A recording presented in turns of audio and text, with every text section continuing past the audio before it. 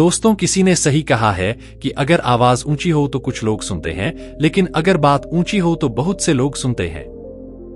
नमस्कार दोस्तों, आपका हमारे YouTube चैनल पर हार्दिक स्वागत है। यह एक छोटी सी कहानी है। यह एक 24 साल के लड़के की कहानी है जो एक व्यापारी के यहाँ काम करता था। उसके माता पिता इस दुनिया में नहीं थे। उसका जीवन बड़ी परेशानी में चल रहा था। वह रोज जाकर पैसे कमाता और घर आकर खाना बनाता, खाता और सो जाता। एक दिन उसने एक बूढ़े फकीर को अपनी पीठ पर 3 गाड़ियां लाद कर जाते देखा।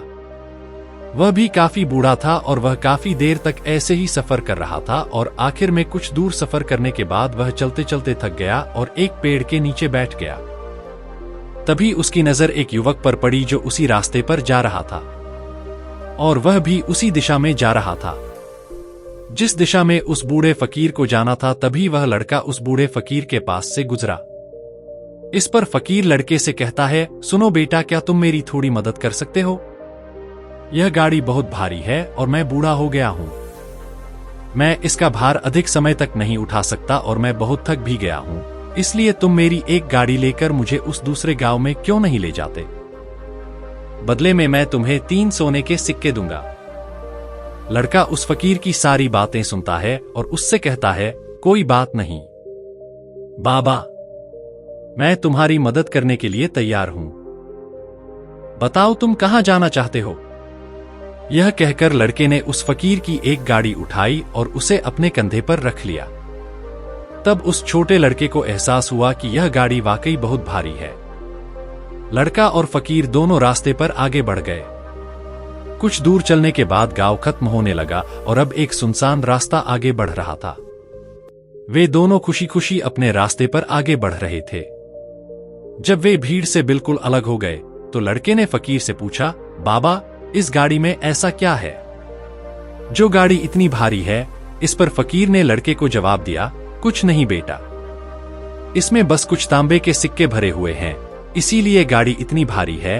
फकीर की यह बात सुनकर लड़का मन ही मन सोचने लगा, यह बाबा जरूर कोई व्यापारी होगा, तभी तो इतने सारे तांबे के सिक्के लेकर जा रहा है। और फिर उसके मन में एक विचार आया, मैं क्या करूं? यह गाड़ी मेरे बिना ही दूसरे गांव में पहुंच गई है, बस इतना ही। जैसे ही यह विचार उसके मन में आया, उसने तांबे के सिक्कों का विचार अपने मन से निकाल दिया और अपने ही विचारों में खोया हुआ आगे चलने लगा। चलते चलते कुछ और समय बीत गया और वे दोनों एक नदी के किनारे पहुंच गए।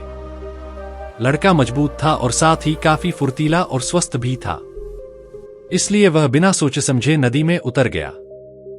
लेकिन फकीर अभी भी किनारे पर खड़ा था। इस पर लड़का फकीर से कहता है, क्या हुआ बाबा, चलो हमें यह नदी पार करनी है, तभी हम उस गांव में पहुंच पाएंगे। इस पर फकीर लड़के से कहता है, बेटा, मुझे पता है कि हमें यह नदी पार करनी है, लेकिन जैसा कि तुम जानते हो, मैं अब बूढ़ा हो गया हूं और मैं 2 गाड़ियों से यह नदी पार नहीं कर सकता। अगर मेरा पैर फिसल गया तो क्या होगा? क्या तुम मेरी एक और गठरी ले सकते हो? मैं इसके बदले में तुम्हें 3 सोने के सिक्के भी दूंगा। इस पर वह लड़का मुस्कुराते हुए फकीर से कहता है, बाबा, आप मुझे शर्मिंदा कर रहे हैं। भले ही आप मुझे सोने के सिक्के न दें, मैं आपका काम जरूर करूंगा। मैं आपको उस दूसरे गांव में जरूर ले जाऊंगा। इस पर फकीर मुस्कुराते हुए लड़के से कहता है, बेटा, तुम बहुत अच्छे इंसान लगते हो। यह कहकर उसने दूसरी पोटली भी लड़के को थमा दी। जब लड़के ने दूसरी पोटली अपने कंधे पर रखी तो वह पोटली भी उसे बहुत भारी लगी, लेकिन उसने वहां कुछ नहीं कहा। किसी तरह दोनों ने नदी पार की। नदी पार करने के बाद बातें करते हुए उस लड़के ने उस फकीर से कहा, बाबा, इस दूसरी पोटली में क्या है?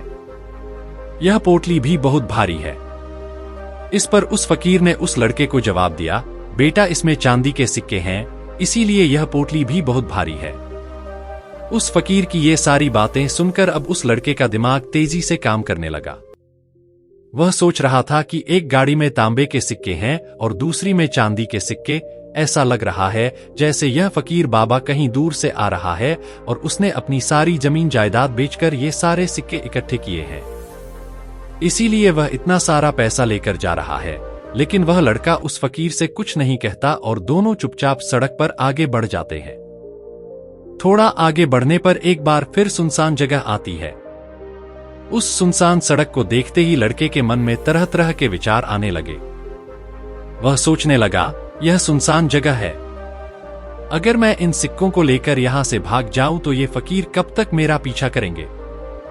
मुझे नहीं लगता कि वे मुझे कभी पकड़ पाएंगे और यहां कोई ऐसा भी नहीं है जो उनकी मदद कर सके, और वैसे भी इतने सारे सिक्के हैं। मैं इनसे एक अच्छी दुकान खरीद सकता हूं, अपना नया व्यवसाय शुरू कर सकता हूं, और वैसे भी यह बूढ़ा फकीर अब इन पैसों का क्या करेगा। बेहतर होगा कि मैं इन्हें अपने पास रख लूं। लड़का यह सब सोच रहा था। फिर अचानक उसे खुद पर आश्चर्य हुआ। मैं क्या सोच रहा हूं? कौन जानता है कि यह फकीर बाबा कहां से आ रहा है और यहां तक पहुंचने के लिए उसने क्या यात्रा की होगी। लेकिन कुछ समय बाद उसके मन के विचार उस पर हावी होने लगे। लड़का 2 गाड़ियों से उस फकीर के पीछे चल रहा था और कुछ दूर चलने पर एक पहाड़ी आई। इस पर फकीर बाबा ने लड़के से कहा, बेटा मैं इस पहाड़ी पर नहीं चढ़ पाऊंगा। मैं बहुत बूढ़ा हो गया हूं और मेरे घुटनों में भी दर्द रहता है। अगर तुम मेरी तीसरी पोटली ले लो तो मैं तुम्हें 3 सोने के सिक्के और दूंगा, लेकिन याद रखना इसे कहीं गिराना नहीं, यह पोटली खुल सकती है। इस पर लड़का फकीर से कहता है, क्यों बाबा, इसमें ऐसी क्या खास बात है। इस पर फकीर ने लड़के से कहा, बेटा इसमें सोने के सिक्के हैं। यह सुनकर लड़का मन ही मन खुश हो गया।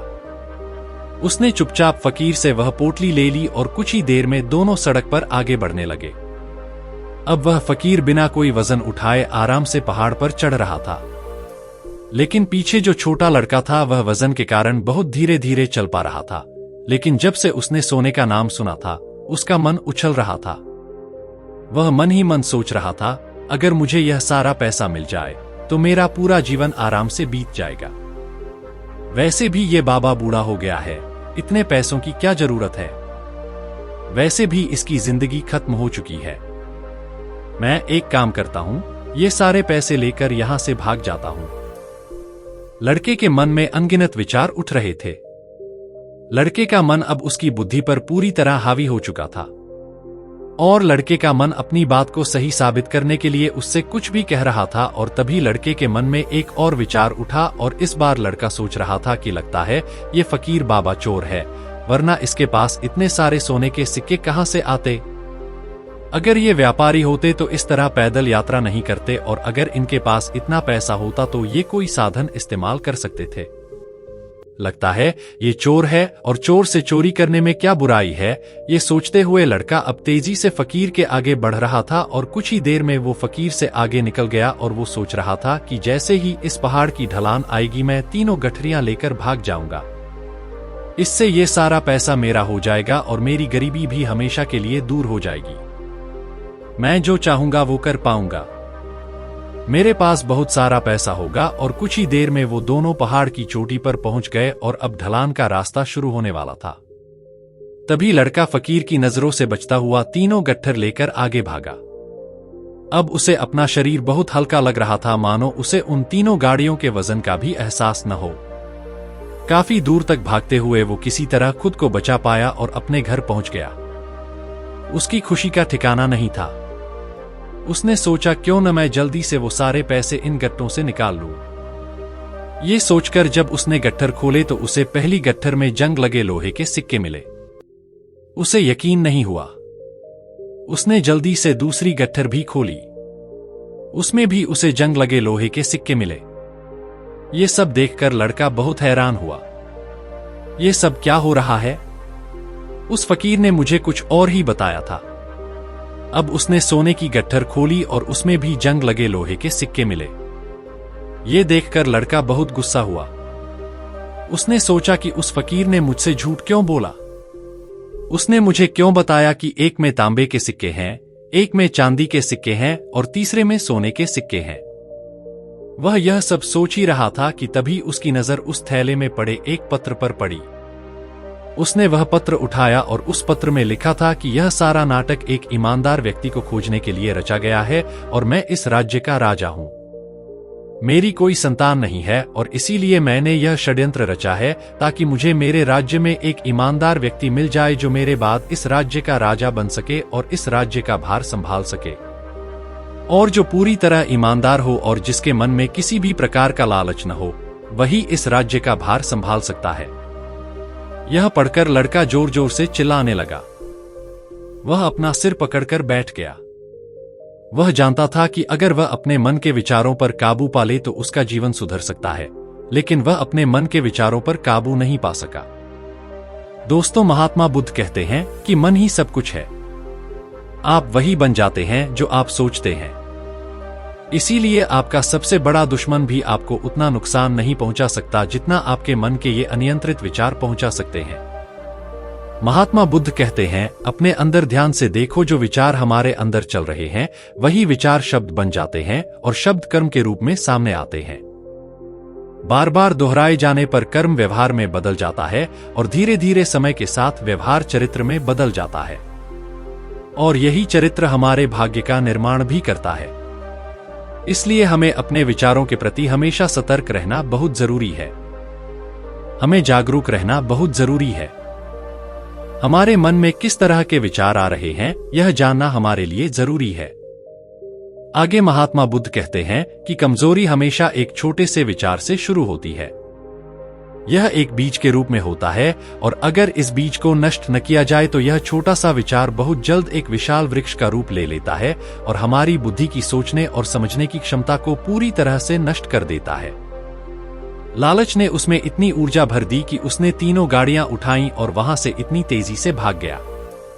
इसीलिए जब आपके मन में पहली बार कोई गलत विचार उठे तो उसे जड़ से उखाड़ देना चाहिए, नहीं तो वह एक विशाल वृक्ष का रूप ले लेगा और आपको किसी गलत रास्ते पर धकेल देगा।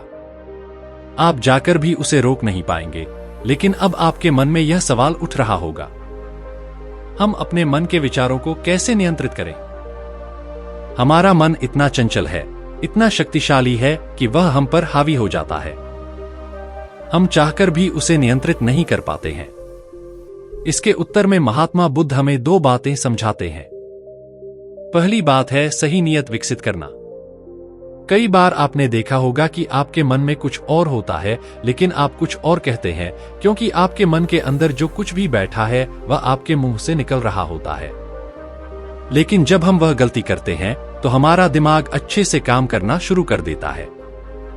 हमारी सोचने समझने की क्षमता एक बार फिर से जागृत हो जाती है और ऐसी अवस्था में हमें एहसास होता है कि हमने गलती की है, और तब हमारा मन दुखी हो जाता है। हमारा मन पछतावे से भरा हुआ है, और इस भारीपन और उदासी से बचने के लिए महात्मा बुद्ध हमें सही इरादा विकसित करने के लिए कहते हैं। इसके लिए जब भी आप कोई काम करने जा रहे हो तो सबसे पहले आपको खुद से पूछना चाहिए कि मैं जो भी करने जा रहा हूं उसके पीछे मेरा इरादा क्या है? क्या मैं दूसरों को दुख पहुंचाना चाहता हूं, या दूसरों को नीचा दिखाना चाहता हूं, या मैं खुद को ऊपर उठाना चाहता हूं? खुद से सवाल करें, खुद को जगाएं। जब आप इरादों के प्रति सचेत होने लगेंगे, जब आप विचारों के प्रति सचेत होने लगेंगे, तभी आपके अंदर सकारात्मक ऊर्जा का प्रवाह होगा। तभी आप सकारात्मक इरादों से जुड़ना शुरू करेंगे और आपके मन के अंदर रहने वाली वो नकारात्मक ऊर्जा और नकारात्मक इरादे दिन ब दिन कम होने लगेंगे। लेकिन याद रखें, आपको ऐसा हर दिन करना है और आपको हमेशा ध्यान रखना है कि आपको सिर्फ अच्छा सोचना है। आपके इरादे हमेशा अच्छे होने चाहिए। तभी आप दुख और परेशानियों से बच सकते हैं, वरना आप दुख और परेशानियों से घिरे रहेंगे और कभी भी इससे बाहर नहीं निकल पाएंगे। दूसरा, मन के प्रति जागरूकता विकसित करें, जिससे कुछ ही समय में आपका मन शांत हो जाएगा और आपके मन के अंदर रहने वाली वो नकारात्मक ऊर्जा, नकारात्मक विचार समाप्त होने लगेंगे और आप शांति की ओर आगे बढ़ेंगे। और इसके लिए आपको बस इतना करना है कि इस क्षण में जो कुछ भी हो रहा है, जो कुछ भी आपके अंदर चल रहा है, उसे अपनी आंखों के सामने देखते रहना है। आपको बस अपने मन के अच्छे बुरे विचारों को, अपनी भावनाओं को और अपनी यादों को बिना उन पर प्रतिक्रिया किए देखते रहना है, जिससे कुछ ही समय में आपके मन के सभी विचार समाप्त होने लगेंगे। आपका मन खाली होने लगेगा और आप नकारात्मक विचार सोचने से बच सकते हैं और आप इन दुखों और परेशानियों से भी दूर रह सकते हैं। इसीलिए महात्मा बुद्ध कहते हैं कि जो अपने आप को देखता है वही सबसे बड़ा तपस्वी है, यानी जो बिना प्रतिक्रिया किए सिर्फ अपने मन में चल रहे विचारों को देखता है और उन पर प्रतिक्रिया नहीं करता, सिर्फ उन्हें देखता है और उन्हें समझता है। वास्तव में सिर्फ वही मन को नियंत्रित कर सकता है और सिर्फ वही अपना जीवन सुखी और समृद्ध तरीके से जी सकता है। इसलिए अगर आप भी अपने जीवन को सुखी और समृद्ध बनाना चाहते हैं तो सबसे पहले आपको अपने मन को नियंत्रित करना होगा। आपको अपने मन को खाली करना होगा। आपको अपने मन के विचारों के प्रति सतर्क रहना होगा। दोस्तों, मुझे उम्मीद है कि आज के वीडियो से आपको कुछ न कुछ सीखने को मिला होगा, तो प्लीज इस वीडियो को लाइक करें और अपने दोस्तों के साथ शेयर करें और हमें ऐसे ही सपोर्ट करने के लिए चैनल को सब्सक्राइब करें और घंटी वाला बटन जरूर दबाएं। मिलते हैं अगले वीडियो में, तब तक अपना ख्याल रखें। धन्यवाद और नमो बुद्धा।